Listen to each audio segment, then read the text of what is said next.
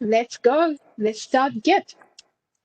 So what we want to do today is we want you to learn how to access the web interface of GitHub. We want you to understand, well, what is GitHub? What is Git? And be able to make your changes, to be able to share your code with your team and the people that you're working with.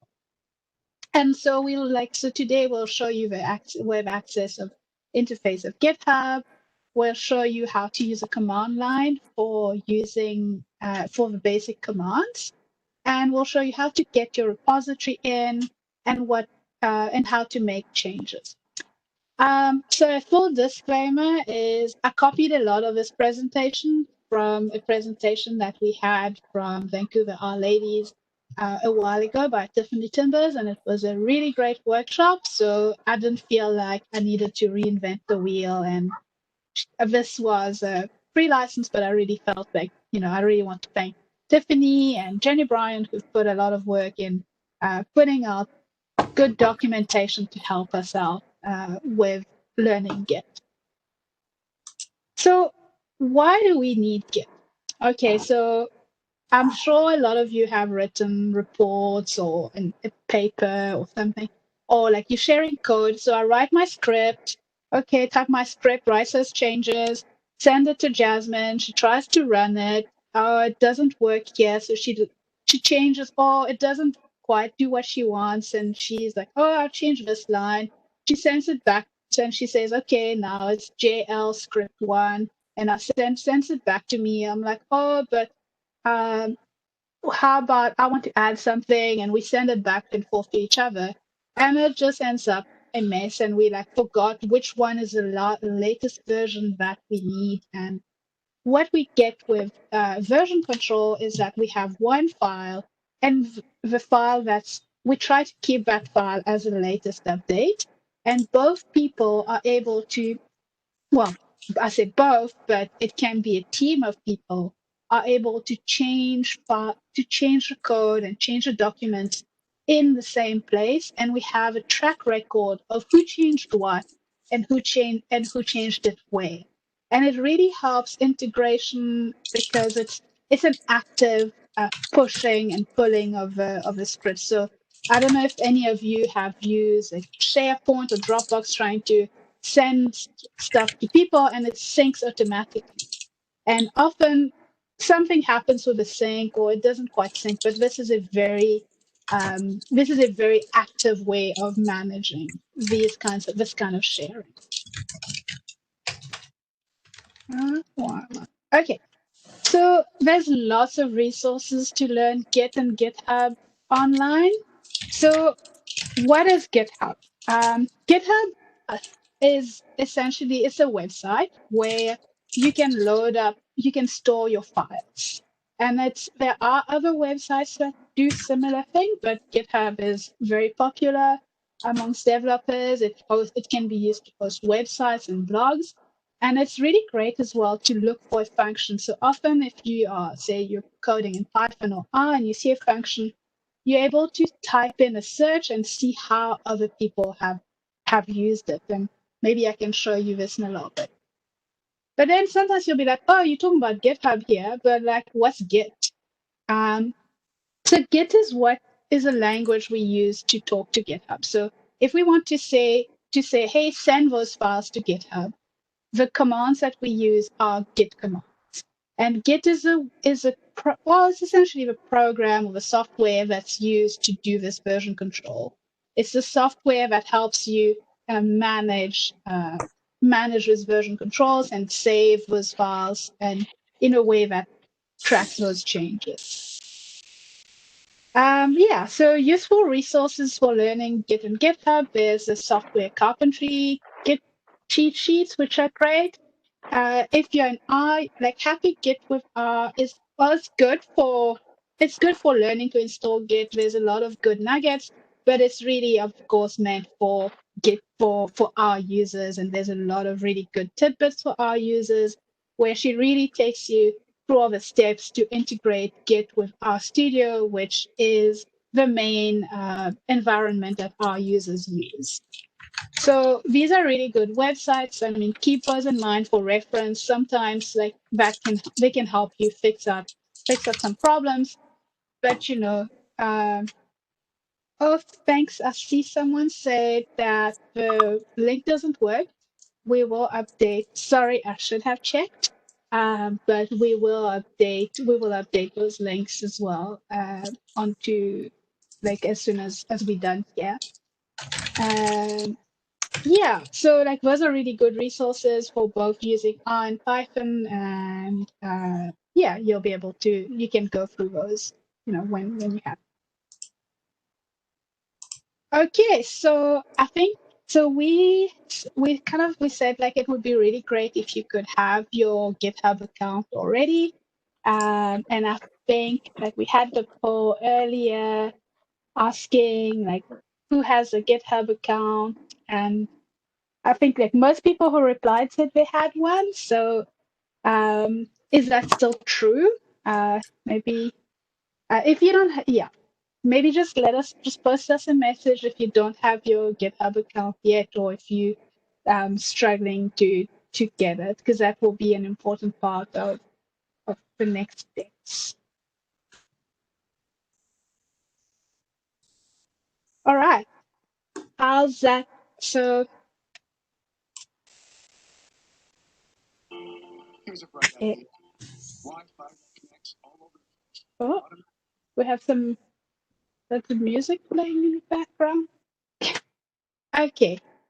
All right. So I'm going to assume that everyone has a GitHub account, and we're going to set like so. The first thing, when you're going to be working in your projects, you will be working in repositories. So repository is basically like your folder for your project on GitHub. And so the projects for Datajam we've already created repositories, but now I'm going to show you how to create your own repository, and then after that, how to copy a repository onto your computer. And that will be the same process when you copy the Datajam project onto your computer.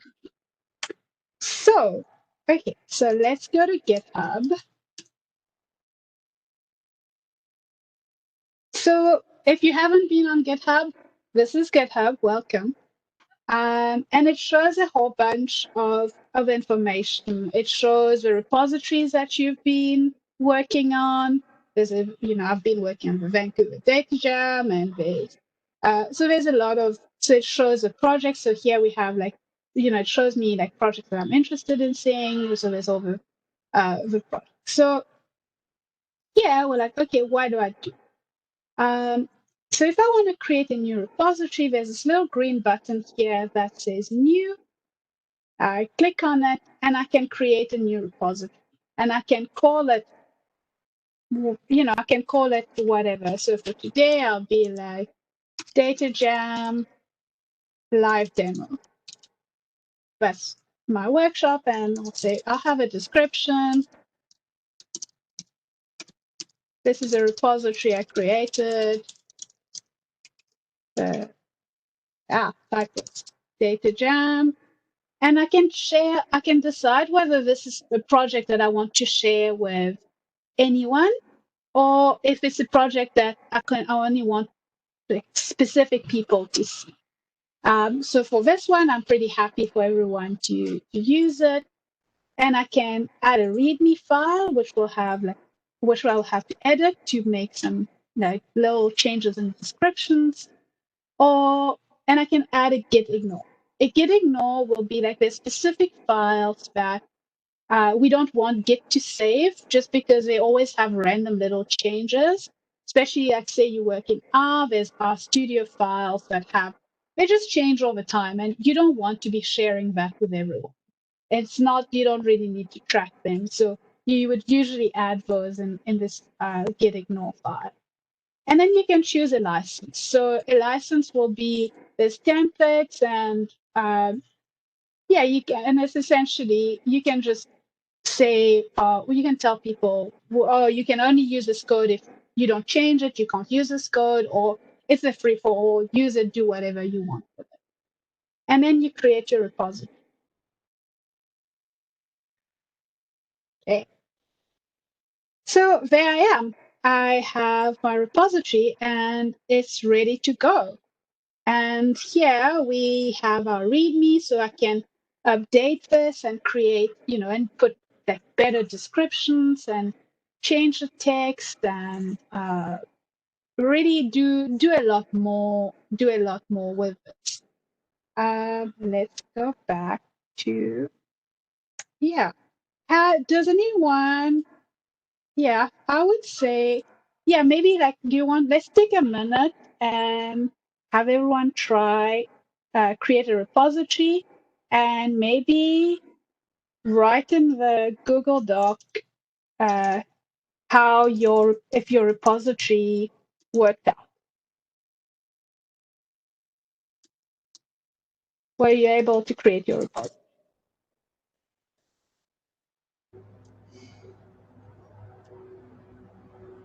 I have a question about git ignore. Yeah. There's I know it shows up in your repository, but there's a git info exclude Let me locally. just like yeah, it's I don't actually, where is it? Are you Are you familiar with the git info exclude? No, I'm not, to be honest. Okay. And I can't even see my Git ignore right here. So uh, maybe, I don't know, Megan or Jasmine, do you know?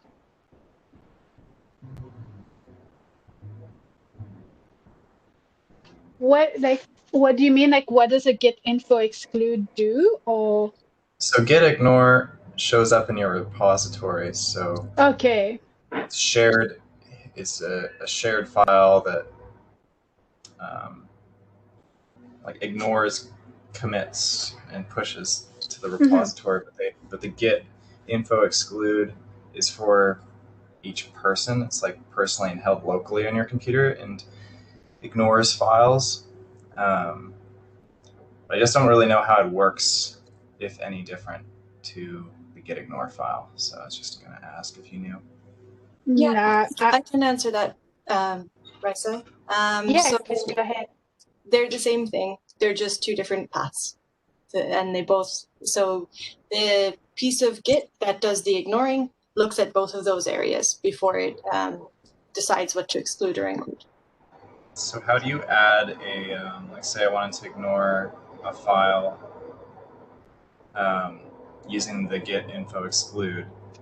Would I type it in like dot slash path, or would I have to like how do you actually So add an entry to that one? there are a couple of different ways to do that. I don't know if Raïssa wants to focus on exactly how to add things, but I can add some. I can put some documentation in the chat where you can read up on that. Yeah, I was trying to find it, couldn't find it. Okay, Yeah, thanks. I think that's a good plan. Let's, yeah, just yeah, because I think, yeah, I'd love to read more about the Git info exclude as well. I think, yeah, if when we get along, I think when we pull those onto like a local machine, maybe it will, yeah, I can't see it right now. So, yeah, we can pull it in and just see, like, add a couple of things and maybe we get ignore. Yeah. How's everyone doing? Do you have, I don't see anyone and I don't see anyone answering my question in the Google Doc.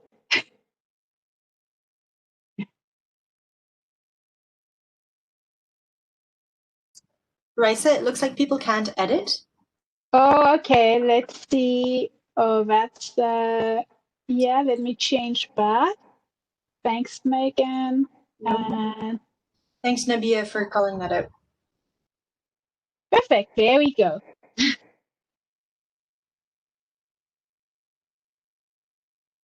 Yeah, you should be able to edit now.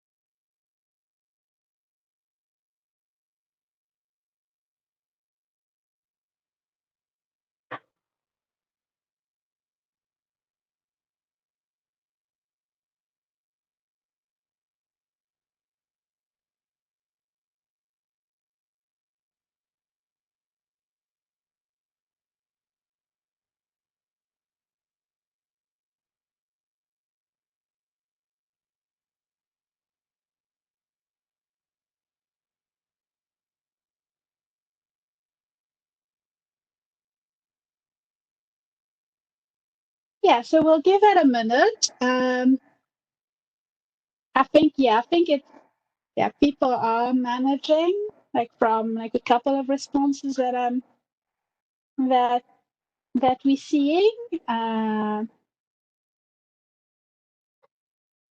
So yeah, I think because we don't have a lot of time, I'm going to move on. And again, if you're feeling it's too fast, just give us a shot.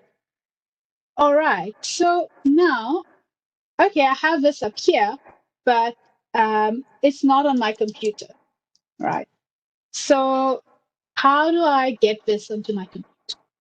The main thing, so the first step is to copy, to copy the link. So you'll see here, there's clone with HTTPS. Yours might say clone with SSH. And if it says with SSH, for today, rather use a clone with HTTPS, and it will be the blue button here. So you'll click that, and then you'll get the link which say clone with HTTPS, and then you copy that. You copy this little link here. For those of you who are on Windows, if you are absolute beginners, I would recommend that you use Git Bash. So if you type in your search Git Bash, this little program will come in, and it's a terminal window. Essentially, that will give you somewhere where you can type in some commands and say, this is where we want to save our data, our files, and so then the main thing is like you want to go to the folder where you want to keep your code. So for a lot of people, that would be like your documents folder. So you could do CD documents, and then it would take you to like your documents folder. Or one way of doing it is what I often do because, well, I wasn't keeping it in my documents. I had a specific path. Is I opened the folder in my Windows, and then I just copied the name from the address bar, but and copied it here. But the only problem with that on Windows is that Windows uses slashes this way, but Git Bash wants the slashes back. So you would just have to just change those up, and it would go back to it, and then press enter, and it would take you where you want to be. And then, so once you're in that folder, then you copy your link from GitHub and paste, and then you type git clone and paste that link in. And what that will do is that will bring in your files, and it will say cloning, and cloning is essentially copying the files from GitHub into a folder on your computer. So if I open up my folder here, what did I do? And it should be here. It's I'm struggling here to increase my font size, but here's my folder. I have my license, I have my README, and that's on my computer. I can open these files in a text editor. If it's my scripts, I can open them in RStudio, and I can create I can create my files. All right, next steps. If we've got this on our computer, we'll now move on to the next steps. Oh, I have a typo here, which I thought I had fixed, but never mind this.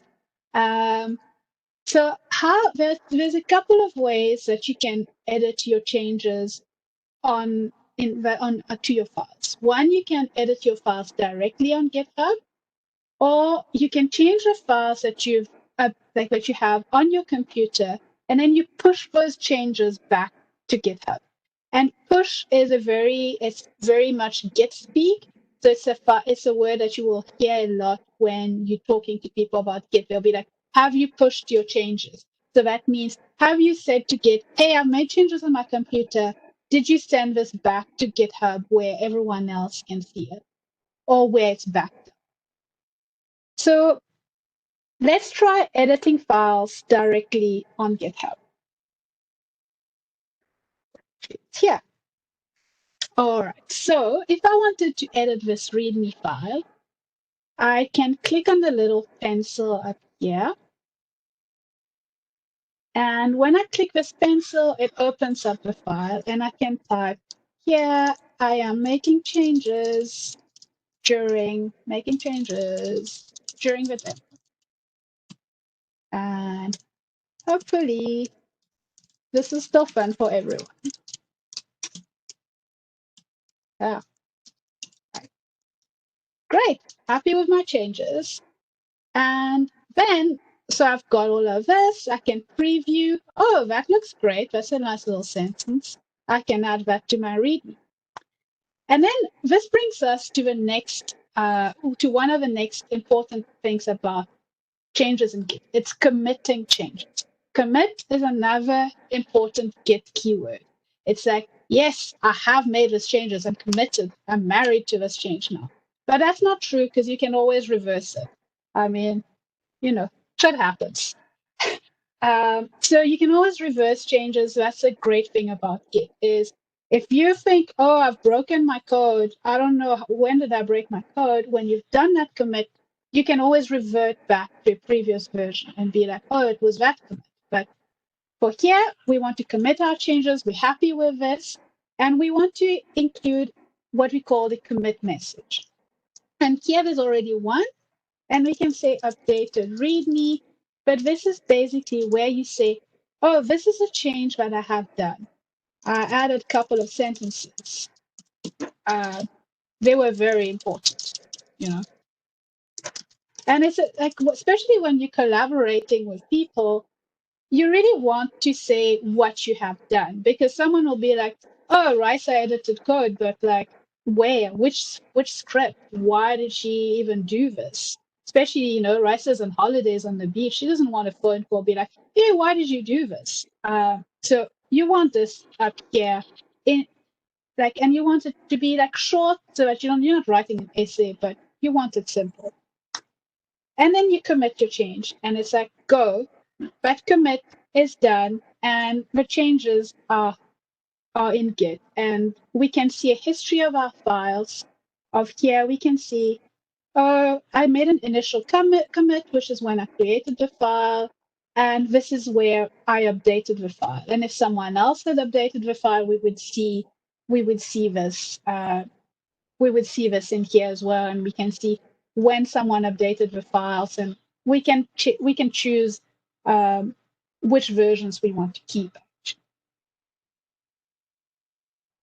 Okay, how's that going for everyone? Thumbs up.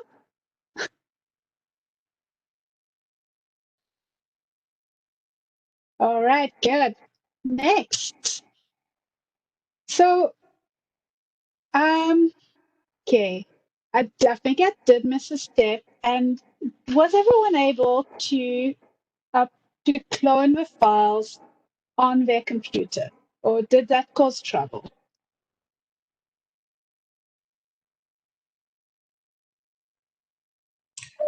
I'm installed Git for Windows, Git Desktop previously, so yeah. So I'm not using the terminal, but I'm not sure if I like in the options to clone a repo. Only my own repositories appear. Is that something I'm doing wrong, or do I? No, that's fine. I think so sometimes if you want to clone other people's repositories, you have to go onto their GitHub page and get the link. Or I think I'm not too sure with Git for Windows if you're added to a team or to a group, if those repositories would show up as well. But yeah, it's not something you're doing wrong. I think that's expected. Okay. Yes, and and we are showing the command line here, but if you're using Git for Windows, that's great. If if you're using a GUI that works for you, that's great. We're not here to say, oh, you have to use a command line, you have to be a hacker. Like this is not what we're doing here. So this is just one way of teaching it, and we're like absolutely open to using other ways. But we really, really encourage the use of Git for sharing the code because there's, I mean, I almost feel like there's no other way. But it is a really great way to share code, and yeah, however you do it, that's all good. And if you're stuck, we're here to help. Um, okay, so I forgot about the step because I had already told Git who I am. So we need to introduce ourselves to Git and set up those commands to just tell Git who we are and what our email address is, and because so that we can have some authentication. So these commands here, if you type them in your Git bash window, or if you're on Mac or Linux on your terminal, that will help with authenticating. So you'll be able to clone your repository. So yeah, I mean, if that didn't, I hope that worked out for everyone earlier. And yeah, so maybe I can wait for a second while everyone does this. Or if everyone's done it, maybe just give us a thumbs up. So Raïssa, we can use the hands up feature of WebEx. Yeah, that would be great. Could you just take a look at that? I'm struggling to see the chat. Yeah, if everyone can do like a raise hands on WebEx, that everything is good, that you've configured your Git now and you've been able to clone your repository. That would be great. So just a note on how to raise your hand. It's the bottom bar. There should be 3 dots. And if you click on those 3 dots, there should be an option to raise your hand. And please raise your hand if you've completed the configuration. I think, Raïssa, another thing that might be interesting to mention is if folks haven't got Atom installed as their editor, they may want to change that line. Oh, yes, that's true. That's true. And you can, I don't know what would be a better, do you know what would be a better editor for in Windows that's like pre-canned? I think that is. Atom's great. Like I really like Atom, Oh, especially. I love Atom, but I was just wondering what counts. You can also just not have an editor, and you can just yeah. Okay, you can. I think those last 2 lines are actually optional. You don't actually need those last 2 lines. It's mainly your email address and your name that are important. Those last 2 lines you can skip for now. I think the default editor for Mac is Nano? It's either Nano or Emacs. Oh. I think it's Nano. So Emacs could be a problem. Okay, if it's Nano, we're good. Okay. No raised hands, but I mean you got your okay.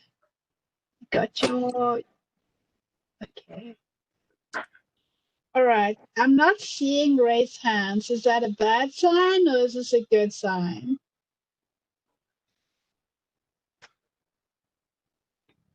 I think I saw a few more raised hands earlier. Okay. Raised their hand. Oh yeah. How's everybody else doing?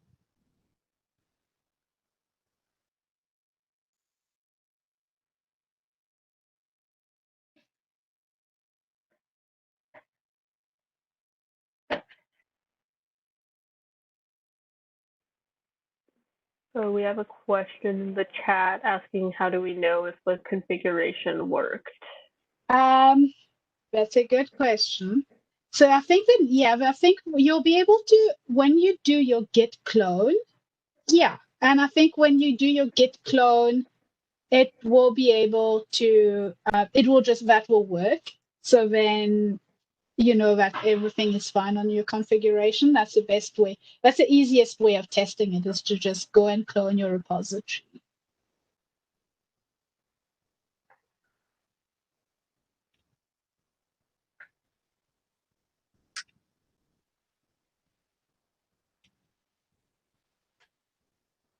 Yeah, and if you want me to go over that again, I'm happy to do that. We could use the breakout rooms if you wanted to. Yeah. Cool.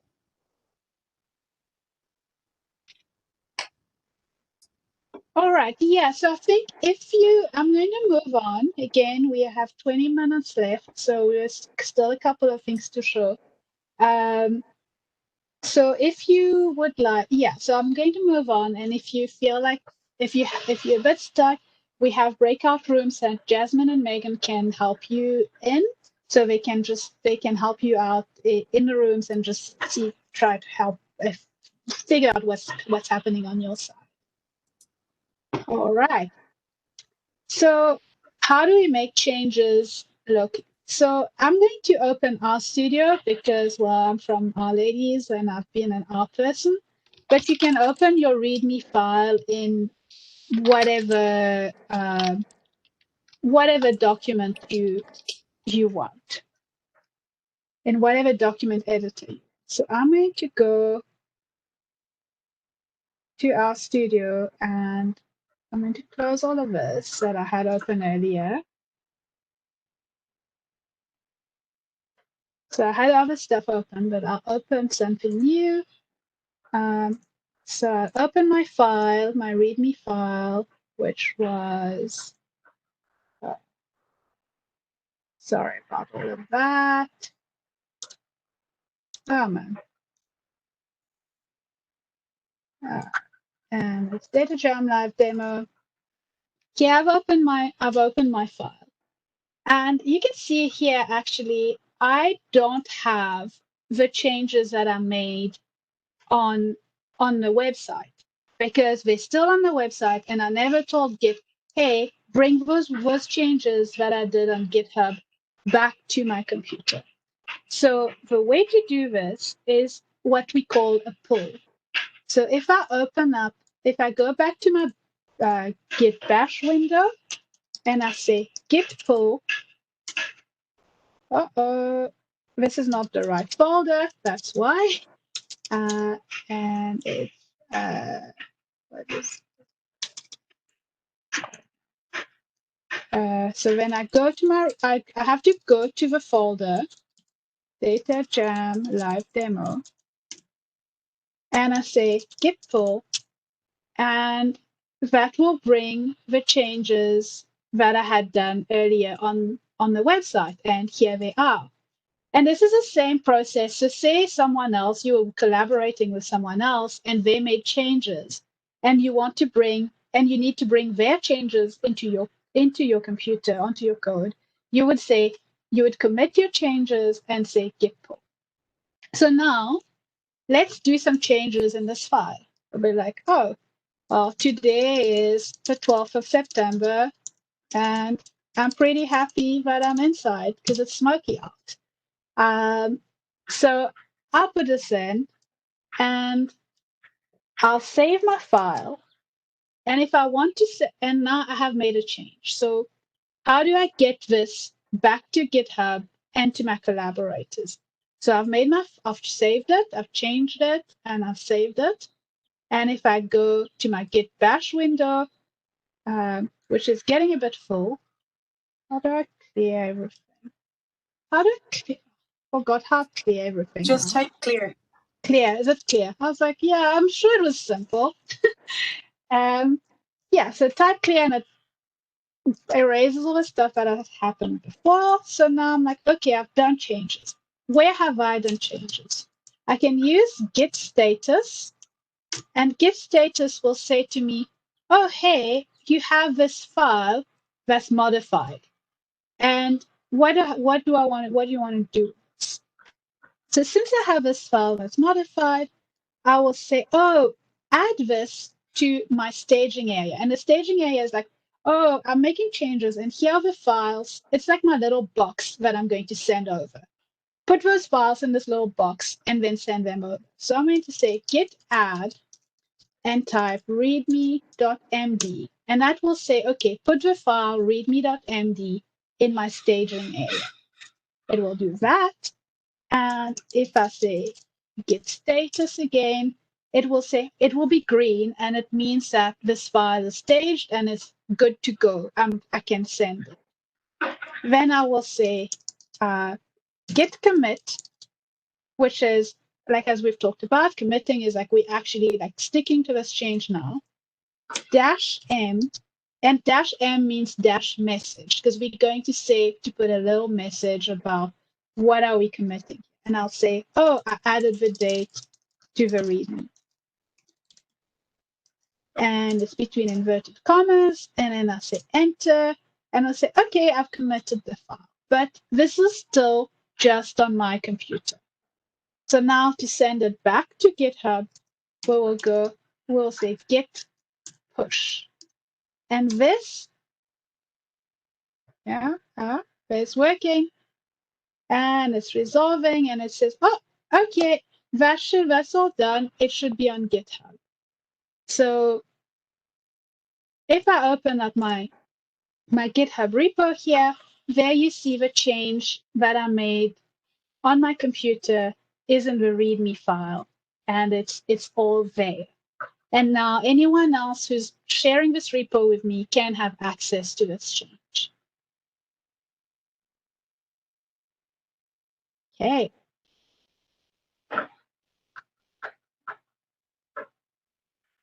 Yeah, and this is what we've just gone through.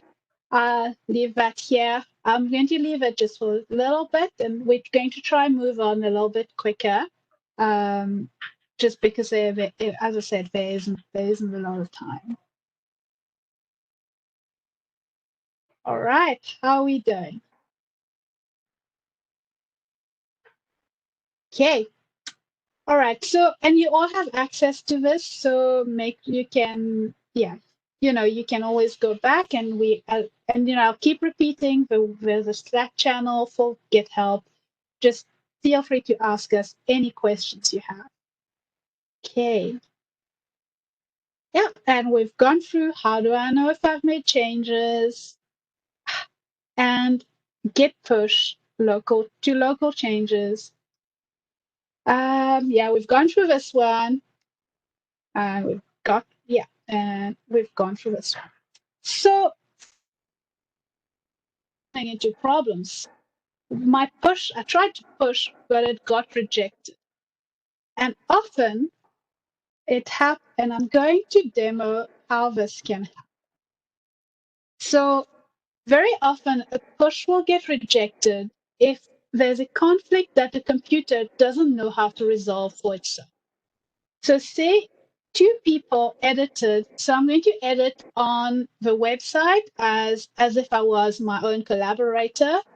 So say I clicked, remember we said you can click on the README file and press the little pencil to edit the file. So I'm pressing here, and I'm like, oh, I'm going to add something on this line. And I'm going to say, oh, it is a beautiful day. I want to go for a run. Right. And I do this change on this line, and I say, okay, updated README with what I want to do today. And I commit this change. Perfect. Okay, it's a beautiful day. I want to go for a run. And say someone else does a change on exactly the same line. And I'll say, it's really smoky. No ways I'm going for a run. Right?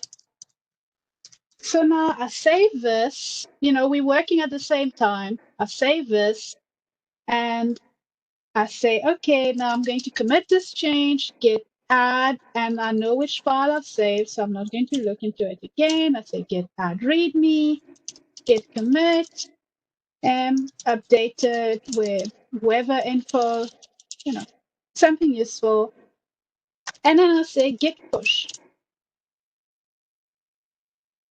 Uh-oh, it's not rejecting it. And why is it rejecting it? It's rejecting it because on the same line, the computer can't know whether it's really a beautiful day or whether it's really smoky, because two people have done a change on the same line, and it wants us to be able to see what the changes are. So I have to pull the change from someone else, and now it's like, oh, you have a merge conflict because it doesn't know which one to take. What is it?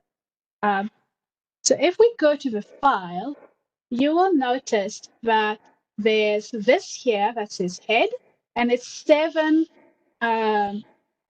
what's this? Greater than, well, less than signs and 7 less than. So the lines that are underneath head are the lines that are my changes, and the lines that are after the equal signs are someone else's change. So when we see this, to resolve the merge conflict, we just have to choose which one is the real thing. So maybe the person who wrote this actually opened the curtains and was like, oh, yeah, actually it's a smoky day. I'm not going anywhere. So we delete this and our merge conflict is resolved. So we save the file, we've resolved the problem. And now what we need to do, you'll see that your Git has like this master and merging. I'm going to clear everything, just bring everything up again. And you'll see that it's saying master and merging. And that's because it's in the process of, it knows that something had happened and it's in the process of fixing. So here, what you need to do again is you just need to commit your save. And do you need to add again or do you just commit? I think I usually just add again. I think it's easier. So I add again and I say git commit m and I'm like we fixed the merge conflict. And then we can push.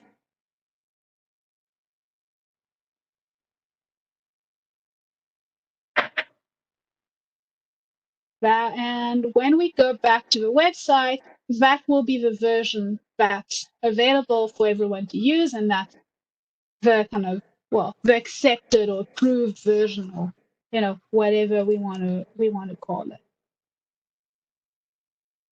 Yeah. Yeah, and again here there's a couple of there's a couple of instructions that you can follow if anything is causing trouble. So how do we create new files? So as usual, there's 2 ways you can create the files, and it applies to files and folders. So you can create your files on your computer and then you can push them to Git, or you can create a new file on GitHub. So say I was in RStudio and now I want to create my new script where, I don't know, we'll say, I want to add a script 1 + 1, and that's my script, and I save it, and I save it. Here's my fancy script that does amazing data science. So I create a file. If you're on Windows, or in any, you can always find it in your web browser, in your file browser. There it is. So then what you want to do, you will go to your Git Bash window or your Git or your GUI, and you'll say, okay, Git status, what's happened in my, and then here, oh, there's an untracked file. That's a file that Git doesn't know. It's a new file, and we want to add it. So we say git add, fancy script.r, and we do the same thing, git commit m, create a new script for adding, and git push.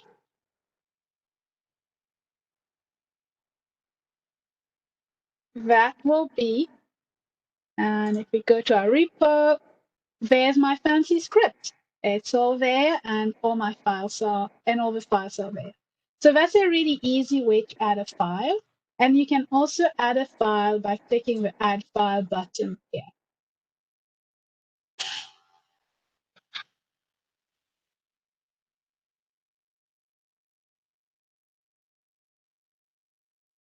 All right. So one interesting thing with Git, and I'm going to go over this very, very quickly. Mostly, like we'll have to see how the team needs want to work. But one really interesting thing with Git is we have this master file. I think I'll try to use an with annotation stuff. So we have the master branch, which is like the main code that everyone uses. And often we want to be working on a separate task and we don't want to break what everyone else is doing, or we're not, we want to do our own thing separately so that we don't mess up everyone else's work, or we just want to try out different things. And what we can do is we can just start a branch. We can start a branch which goes this way, and it takes whatever is in here, and we'll do our work.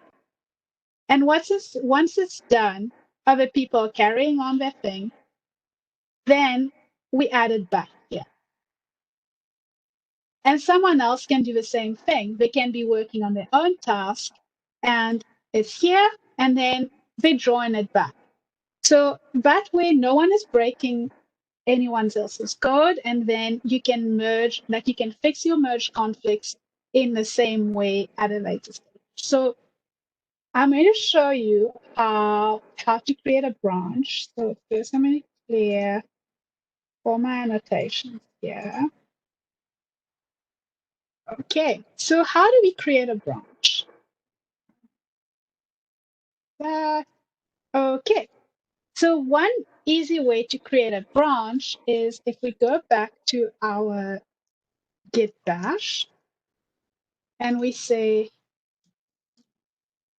git checkout, and I'm going to go back to, I always have to look because I'm like, what, to remember exactly what. Git checkout, and it is my fun little task.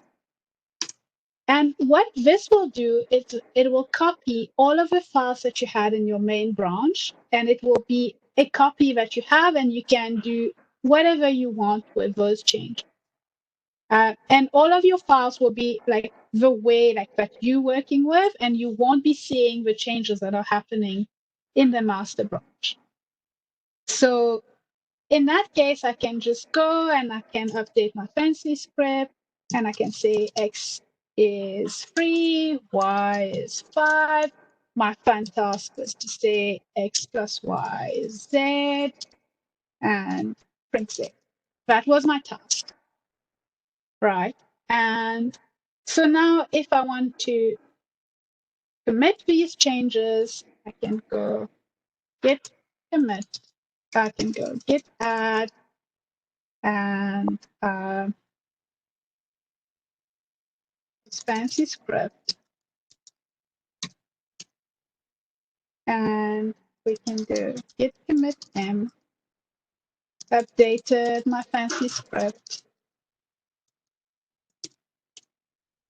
And now if I just try to push this, it's not going to work because it's going to say, oh, there's no way to send this.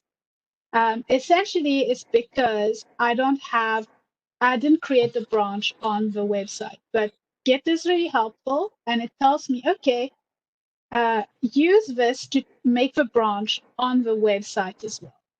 So I use git push, and it creates, and this will create my branch up on the website as well. And after that, I don't need to think about it. I can just go git push. So if I go back to the website, and I realize this could be a little bit confusing because we all need, a lot of us are new to Git here, but it's one way of doing things, and I just wanted to show it to everyone. So, I mean, if you feel a bit overwhelmed by it, you don't obviously you don't have to use this like right now. It's a learning process, so don't worry too much. So here, you'll see we have master, which was our initial file. And you'll see, oh, that master only has 1 + 1. It doesn't have anything. But if I went to my fun task, oh, here my fun task has all of this stuff. And the way to the way to join these is through pull requests. So if we click on the GitHub here and we say pull request, and it will say, oh, we can compare and create a pull request. Pull request is GitHub's way of saying, oh, this is how you ask if you can merge your changes to the main branch. So you would say compare and create pull request. And it will say here, okay, you're able to merge those branches. There's no conflicts, and you can compare them, and you can say, we added more stuff about addition. Right. And you can create a pull request. Often this gives a chance to your team to actually review it and say whether, yes, this is good. Someone else can check your code, someone else, and someone else can have a look, and then they'll say merge pull request. And then you confirm your merge, and that's all good. And if you go back to the live demo, to our repository, and you look at your fancy script, you will see that the stuff that was from your task actually got into the master branch. And that's that's a nice way of collaborating. I think, yeah, if anyone has more questions on that, yeah, please feel free to ask. We can either have it, we can keep going here, or or maybe once you start working with your teams, you can decide how you want to do this the collaboration, and we can help you out on the GitHub channel and through the breakout rooms throughout the day. And that will conclude our Git workshop for the day. Yeah, and there's also issues, but I think I'm going to skip that because, well, time is up. Any questions? Thank you, Rex.